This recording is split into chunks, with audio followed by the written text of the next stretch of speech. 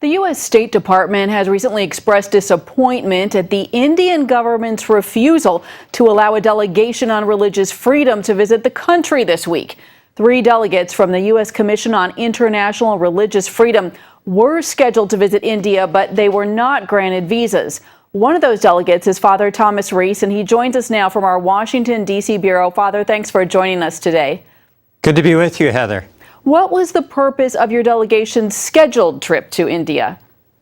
Well, the reason we like to visit countries is so that we can get the actual facts and circumstances of the situation of religious freedom in a country by visiting it, by talking to religious leaders, talking to people on the ground, and also talking to government leaders to get their side of the story.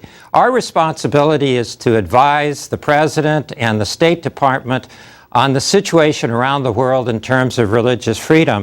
And India is one of the places that we wanted to get a first-hand view and understanding of the situation so we could be very fair and accurate in our report. Father, did the Indian government give any reason for not granting the visa to you? No, not really. This is actually the 3rd time that they have turned us down, not given us visas, which is kind of sad. I mean, India is a dynamic democracy. It claims to be a non-sectarian state. It has pledged itself to international agreements on religious freedom. So what is it hiding? Why isn't it willing to have us come and look at the situation? And what is the situation that you wanted to look at? What are the concerns about religious freedom in India? Well, one of the biggest concerns is there's a lot of interreligious conflict and violence going on. There have been situations where thousands of people have been killed in conflicts between Muslims and Hindus. We've seen situations where churches have been burned, been attacked by mobs. And sometimes the police are there and they're just standing by doing nothing or, participating. This is not the way governments should act, not governments that are committed by their constitution and international agreements to protecting religious freedom. And what have you seen with Christian churches as targets in particular? Is the violence there increasing? What's going on with that? Well, what's most disconcerting is that recently there's been a lot of Hindu nationalist groups that have been pushing an all Hindu India agenda, basically telling Christians go to Europe. India is only for Hindus. Telling Muslims go to Pakistan.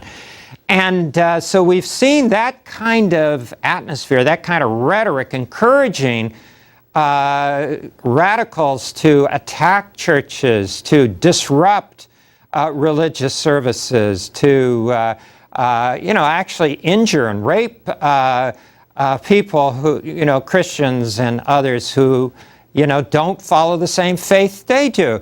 This is just terribly unacceptable. And some of these groups, frankly, are groups that support the party of Modi, and he needs to speak out against it. He needs to condemn it.